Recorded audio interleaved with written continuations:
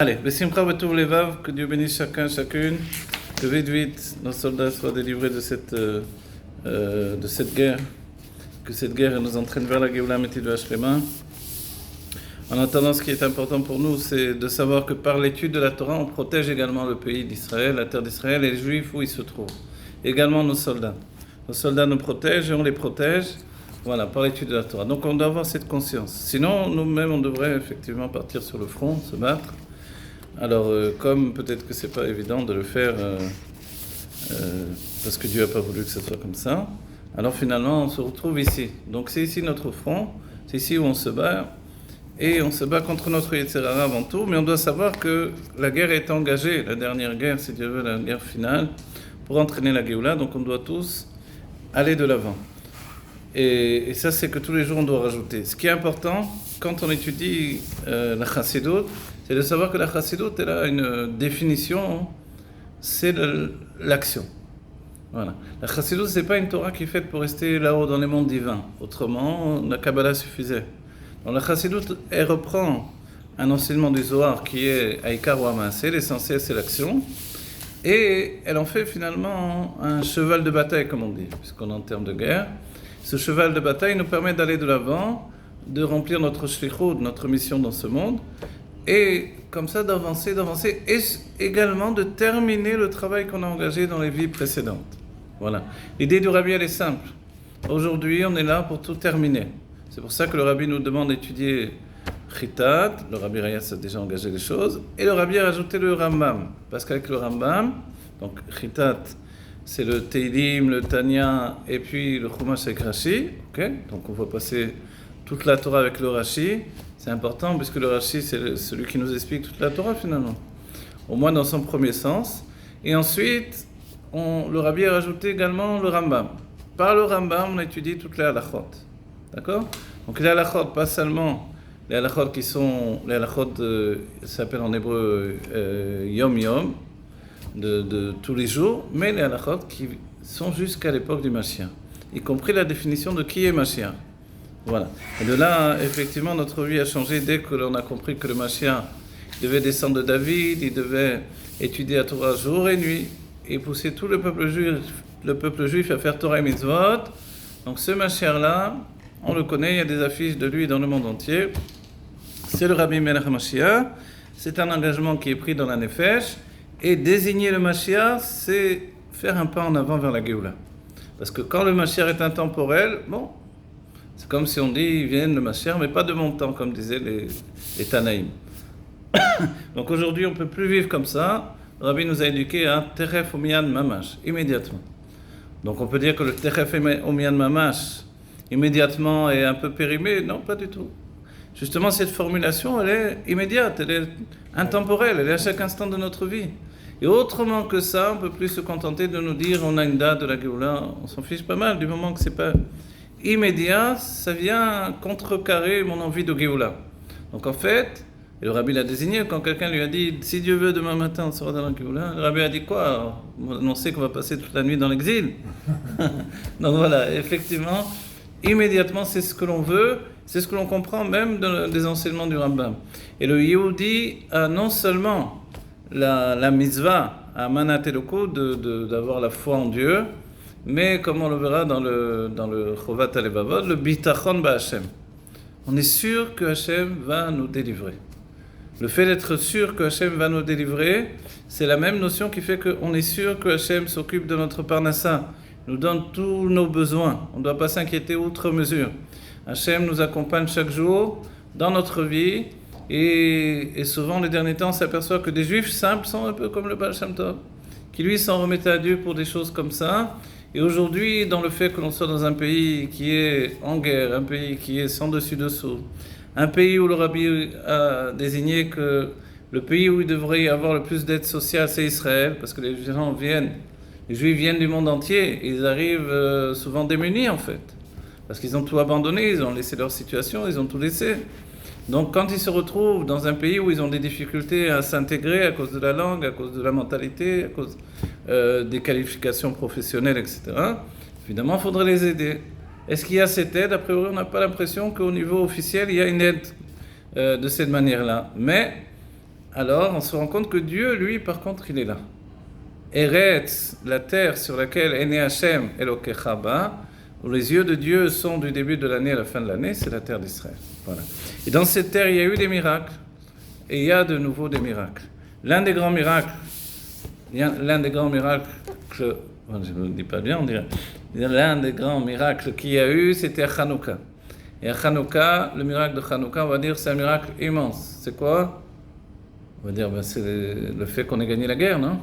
Contre un ennemi qui est bien plus nombreux et qui est sans considération comparable à l'armée que l'on avait nous. Et on parle de l'armée la plus grande du monde.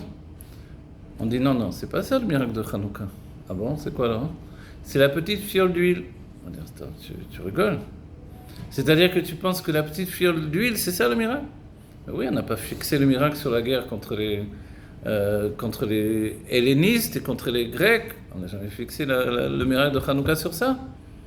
On va dire, mais pourquoi? Alors le rabbi nous a éduqué, il y a une sikha qui est très connue, où le rabbi explique que finalement, on ne s'est pas battu directement avec les Grecs, mais avec ces juifs hellénistes qui s'étaient alliés aux Grecs, qui avaient même fait la chose terrible de faire l'inverse de la Brit Mila, de se rajouter une peau. Je ne sais pas concrètement comment on peut faire ce truc-là, mais il faut être un peu fou. Et toute leur idée, c'était les Jeux Olympiques, c'est la philosophie grecque, etc. Tout ça, c'est bien beau. On ne peut pas dire que faire du sport, c'est mauvais, puisque le rabbin m'a dit qu'il faut avoir un corps en bonne santé, etc. Je me suis coincé le dos, là, depuis 2 jours, donc je me remets petit à petit. Donc, si j'avais fait du sport, je n'aurais pas peut-être coincé le dos. Voilà, ok.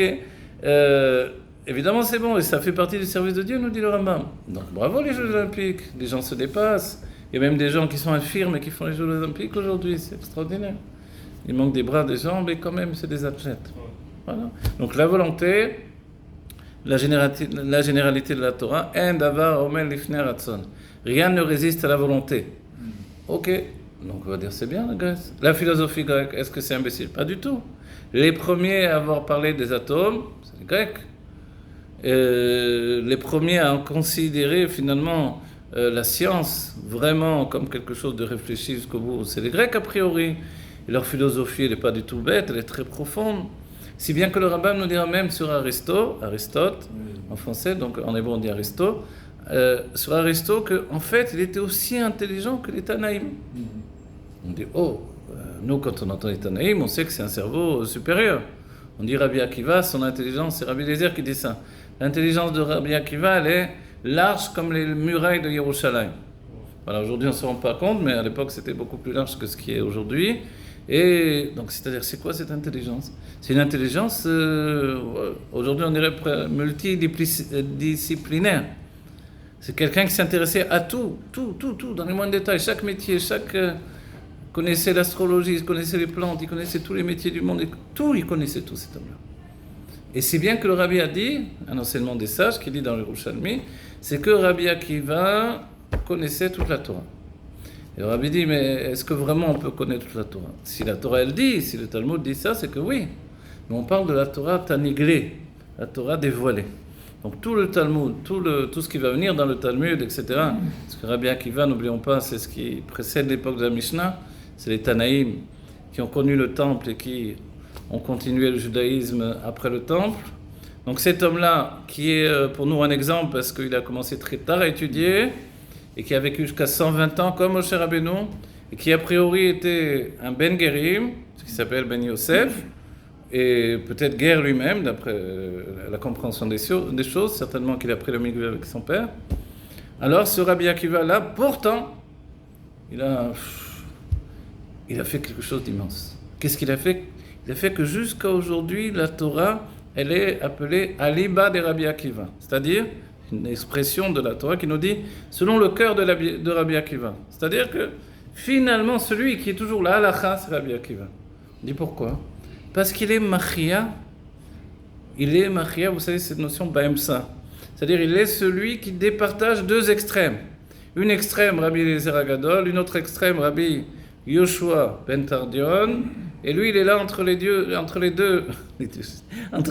et il les départage. On va dire, mais comment il peut départager? Le Rabbi parle de ça. Comment il peut départager entre ces 2 maîtres, finalement? En fait, c'est parce que justement, il n'a aucun jugement sur l'un ou sur l'autre. Et ça, c'est un grand enseignement. Il ne vient pas annuler l'un ou l'autre. Dans la Kabbalah, on apprend ce côté-là, on explique que ça s'appelle le Dat Elyon. Dat Elyon, il y a une conscience de Dat Elyon où tout est Dieu. Et Dat Tarton, donc la conscience supérieure, tout est Dieu. Dat Tarton, tout est le monde que l'on vit, donc notre conscience. La Géoula, si on ne le sait pas, c'est la fusion de Dat Elyon et Dat Tarton. C'est ça la Géoula. Vous pouvez voir dans des Mamarim du Rabbi, Baruch Hassanissim par exemple, des Mamarim du Rabbi Rachab à la fin de Tafresh Bet, qui expliquent qu'est-ce que la Géoula, c'est ça. Cette fusion entre la conscience où tout est Dieu et la conscience, ma conscience qui fait que j'existe, et tout est moi finalement, tout est perçu, tout est analysé, tout est intégré dans ma personnalité. Et non milevado, et non milevadi. Et ça, cette fusion entre les deux, c'est la Géoula. C'est-à-dire que Dieu ne vient pas effacer ce qu'il a fait. Les sages ont dit, Olam keminago noeg, le monde continue à exister tel qu'il est, à se comporter tel qu'il était auparavant. Il y a deux enseignements sur ça. Premier enseignement, c'est que, comme il est aujourd'hui, il y a des bus, des taxis, des immeubles, des ci, des là, ça bouge pas. Ok. Des avions. On dit, ok, donc les nuages là en question, on arrive sur des nuages vers Yerushalayim. Donc cette notion-là, c'est peut-être des avions, tout simplement. Quand on est avec les avions, on est au-dessus des nuages. Première explication. Deuxième explication, c'est pas comme ça, c'est l'idée que le monde créé par Dieu au départ, c'est un grand jardin, un vaste jardin, un merveilleux jardin. Rappelez le Gan Eden.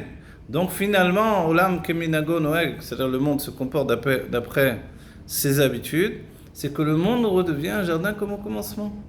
Et dans ce cas-là, quand le monde redevient un jardin, la création de l'homme, elle n'a plus lieu d'être là pour entacher le jardin, pour polluer le jardin, tout ce qui pollue aujourd'hui. On n'arrête pas de parler. Quelle est la solution pour le fait qu'on est en train de détruire la terre sur laquelle on vit? La solution, c'est Mashiach. Il n'y en a pas vraiment une autre. Parce que quand on pose la question au Rabbi, mais est-ce que c'est vrai que le monde est en train de péricliter, comme ça on dit? C'est-à-dire d'aller de plus en plus mal au niveau, à cause de la pollution, etc., des émissions de gaz, de CO2, etc. Alors, le Rabbi a dit, c'est vrai d'un certain point de vue, mais compte tenu que Dieu recrée le monde à chaque instant, on n'a pas à s'inquiéter de ça. C'est-à-dire le juif, lui, il n'est pas... Ok, il va faire attention, on fait du tri, je fais du tri. Mais pas outre mesure. J'ai entendu une maîtresse de maison, elle a dit, mais tu fais pas du tri, toi? Elle a dit, quand je serai à la retraite, je ferai du tri pour l'instant. Le tri, tu sais, quand tu mets la poubelle, le plastique là, le truc là, voilà. Bon, on fait de notre mieux, mais c'est pas outre mesure non plus. Qu'est-ce que tu veux qu'on fasse, hein? Donc s'il faut traverser toute la ville pour aller jeter une bouteille en plastique, tu vas pas y aller, évidemment. Voilà. Ok, on va dire, donc je ne suis pas contre, mais de là à me dire que vraiment c'est ça qui va sauver la planète, pas non plus penser, voilà. On peut appliquer ça, c'est-à-dire l'huile qui crache chaque seconde. Voilà, l'idée du Rabbi, a priori, de ce que j'ai compris, hein, parce que quand on est les idées du Rabbi, nous, on est à notre place. Quoique la Chassidut Rabbah, c'est pas quelque chose de mystérieux. Oui. Ouais, souvent, comment tu te peux... Non, le Rabbi, c'est pas mystérieux. Le Rabbi dit quelque chose, c'est compréhensible. Après, il y a tout un panel de profondeur de ce que le Rabbi a dit, où là, évidemment, c'est plus difficile à approcher. Mais, a priori, l'idée de Dieu, c'est que comme Dieu recrée le monde à chaque instant, il peut recréer le monde barré à chaque instant. Nettoyer de tout ce qui était auparavant, etc. Pour répondre. Ouais, pour répondre, justement. Ouais. C'est-à-dire que comme, malheureusement, quelqu'un a une maladie, hop, il est guéri. Vous savez, des fois, on se rend compte avec les petits bébés, par exemple. Je vois mon petit bébé, il arrive quelquefois, il a les fesses toutes abîmées, d'accord, quand on lui change la couche. On met une crème, le lendemain, il n'y a plus rien. On se dit, mais c'est quand même extraordinaire. C'est-à-dire, qu'est-ce qui s'est passé là? C'est-à-dire, si on attend, on regarde devant, on ne va pas le voir se passer. Mais le lendemain, on s'aperçoit qu'il n'y a plus rien. C'est-à-dire, il n'y a plus une trace. C'est vraiment un miracle en vérité. Nous, on est habitués à ça, mais... C'est-à-dire que Dieu a recréé le lendemain, il a dit, bon, aujourd'hui, je ne refais pas les stigmates qu'il y avait sur la peau hier. Il est barré aujourd'hui. Et la foi que l'on a quand on met la crème, elle est importante.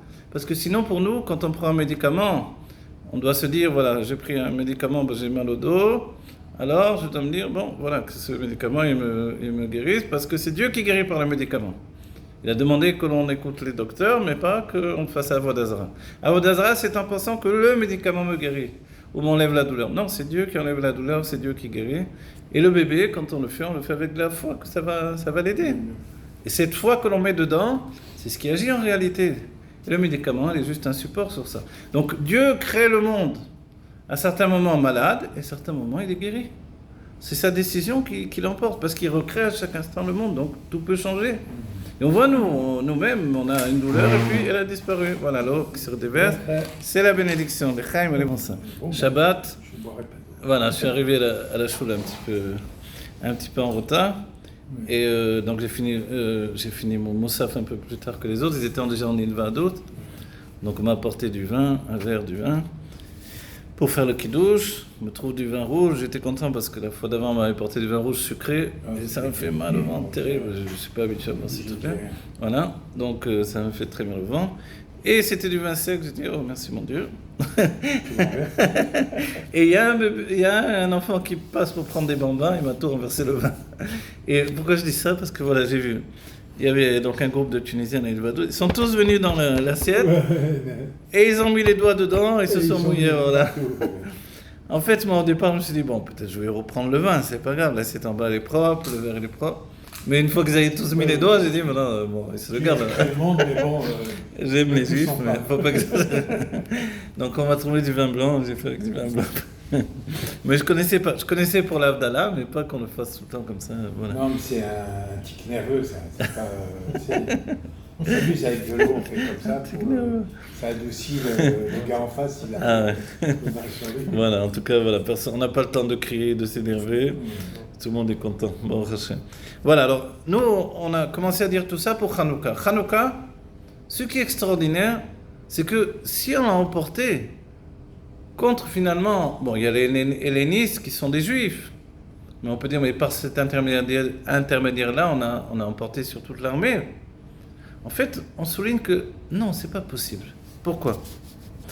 Alors voilà, si on dit donc, pourquoi, s'il y avait une tellement grande réussite de la guerre contre les Grecs, pourquoi on a fixé le miracle de Hanouka sur la fiole d'huile, sur le nerf de Hanouka? On peut se demander, c'est rien par rapport au fait d'avoir vaincu une armée entière. Et la réponse, c'est que comme les Juifs se sont battus entre eux, en réalité, les sages ne savaient pas s'il fallait en faire une fête ou pas une fête. Est-ce qu'on a tué des Juifs finalement? C'était des Juifs qui étaient contre la Torah, contre les Juifs religieux, etc., les Juifs orthodoxes, ils étaient contre tout ça. D'accord, mais c'était des Juifs quand même. Est-ce que tuer des Juifs, on peut en tirer de ça, le fait de fixer une fête? Et quand les sages ont vu que dans le ciel, la chose s'est renouvelée l'année d'après, ils ont compris que ça devait être une fête qui devait être perpétuée. Mais ils n'ont pas fixé justement sur le Nitzwar à Melchama, sur le fait d'avoir vaincu la guerre, mais sur le miracle que Dieu a fait. Et ce petit miracle nous montre que, parce qu'on sait tous très bien que du moment où ils étaient tous impurs, ils pouvaient très bien allumer la menorah avec de l'huile impure, le temps d'attendre d'en faire de nouveau, de l'huile, etc. Et ils ont refusé, parce que justement toute l'accusation des Grecs est portée sur le côté sacré de la Torah, sur le fait que notre Torah est divine, sur le fait que le Juif est en relation avec les mondes divins, sur le fait que ce ne sont pas des contes et légendes comme chez les Grecs. Les Grecs aussi, ils ont toute une panoplie de dieux, Zeus et compagnie, etc. Les dieux, ils ont des statues, on peut dire, est-ce qu'ils étaient vraiment religieux? Il est évident que les philosophes ne croyaient pas à ces dieux-là, c'était juste des machalim, des exemples. Donc c'est contes et folklore de la Grèce. Mais derrière ça, il y avait des enseignements profonds, moins profonds, etc. Mais le peuple juif, par contre, quand il parle de Dieu, quand il fait Torah et Mitzvot, c'est pour créer un lien entre des mondes spirituels et le monde matériel. Donc le sacré de la Torah, le fait que la Torah est habitée par la conscience de Dieu, c'est ça ce qu'il refusait. Et c'est pour ça qu'il n'était pas là pour anéantir le peuple juif en réalité. Il voulait anéantir ce lien particulier que le peuple avait pris sur lui, entre lui et Dieu en fait. Donc la Torah, comme une grande sagesse, ils étaient très admiratifs de la Torah, mais non pas comme la conscience de Dieu. pour eux, c'était Moshe Rabbeinu, qui était quelqu'un de très fort, très intelligent, un grand sage, avec une remarquable structure intellectuelle, etc., et qui avait écrit la Torah. Bravo! C'est vrai que c'est Moshe qui a écrit la Torah. Et c'est vrai que Moshe Rabbeinu, c'est le premier des rabbins. Et c'est vrai que cette Torah, finalement, est le premier écrit rabbinique. Mais en même temps, si on enlève de la Torah écrite l'aspect divin de la Torah écrite, toute notre Torah, elle ne vaut plus rien, quoi. Elle est une mascarade, et puis on est en train de nous gâcher la vie au lieu de profiter des plaisirs du monde. On est rentré dans une sorte de religion comme les autres religions. Or, le judaïsme, c'est pas vraiment une religion. C'est le fait d'être juif et de concrétiser le divin dans la réalité de notre vie au quotidien. Comment on fait ça? Dieu a pensé à Torah et Mitzvot. Dans cette pensée de Torah et Mitzvot, on s'est investi et on a dit oui, Naaseh, on peut faire ce que Dieu veut. Vénishma, on comprendra petit à petit. Et des siècles passent et on comprend de plus en plus. Quand arrive le stade où la Chassidut Chabad vient au monde, on a vraiment des réceptacles de compréhension qu'on n'avait pas précédemment. L'Admour HaZaken nous donne des kelim pour comprendre. Et c'est extraordinaire. Précédemment, il y a eu déjà le Hari HaKadosh, le Likutei Torah du Hari qui nous donne déjà des enseignements extraordinaires. Précédemment, si on voulait comprendre comment ça fonctionne dans l'âme, il y avait le Shara Gilgulim du Hari HaKadosh, donc écrit par Rabbi Chaim Vital, ou le Sefer Gilgulim, son développement plus ultime, on va dire, etc.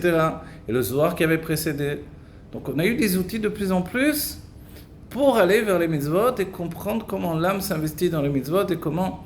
Et l'Admour HaZaken, finalement, même dans les Chot Talmud Torah, qui va écrire que l'on doit se réincarner pour accomplir toutes les mitzvot et étudier toute la Torah. Donc on voit que la séparation même entre la Torah, dévoiler la Torah anistar, la Torah cachée, elle est de moins en moins grande. C'est le but finalement de l'Admour HaZaken, Shneor, de lumière. Et ces deux lumières, c'est un ner, Nefesh Ruach, on peut dire. Nefesh Ruach, c'est de rallier en fait la Torah dévoilée, la Torah cachée. C'est ça le secret. Et il est aussi fort dans l'un ou dans l'autre. Et ça, cette force-là, on peut nous la prendre comme un héritage. Et par le travail que l'on va faire les uns et les autres, alors on va avancer dans notre mitzvah. Ok. Donc en fait, quand on allume les nérodes de Hanouka, on doit avoir conscience qu'on est en train de perpétuer un miracle qui a eu lieu. Voilà, perpétuer, on recommence un miracle. Et ce miracle-là, on va dire, mais attends, mais moi, lui, je l'ai acheté maintenant. Je l'ai acheté, je le mets, ou j'ai déjà même tout prêt aujourd'hui. J'ai plus qu'à allumer, donc où est le miracle ici dans ma vie aujourd'hui? En fait, on doit penser que le miracle se reproduit également dans ma vie. Peut-être qu'il ne va pas se reproduire devant mes yeux sur le nerf de Hanouka, mais en réalité, il se reproduit dans ma vie. Parce que l'enseignement, on va dire, pourquoi c'est fixé sur ce petit miracle-là? Et le miracle, c'est quoi? C'est qu'on a rempli toutes les nérotes donc de la menorah, tous les candélabres, le candélabre est rempli dans tous ces godets, et puis ça a brûlé pendant 8 jours.